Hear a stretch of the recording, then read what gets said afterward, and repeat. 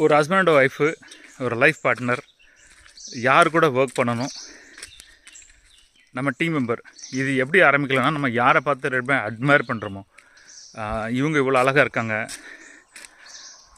இப்போ ரீசெண்ட் ஒரு இன்டர்வியூ பார்த்தேன். அதில் வந்து நீங்கள் யாரை லைஃப் பார்ட்னர் செலக்ட் பண்ணீங்க அப்படின்னா அவங்கள பார்த்து நீங்கள் அட்மையர் பண்ணுங்கள்.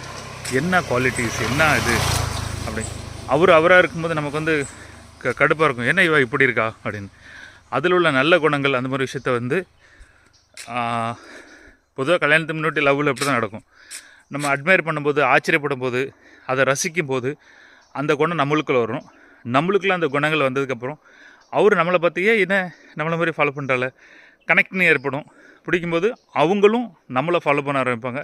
அப்படி அந்த உறவு வந்து ரொம்ப ஸ்ட்ராங்காக அமையும்.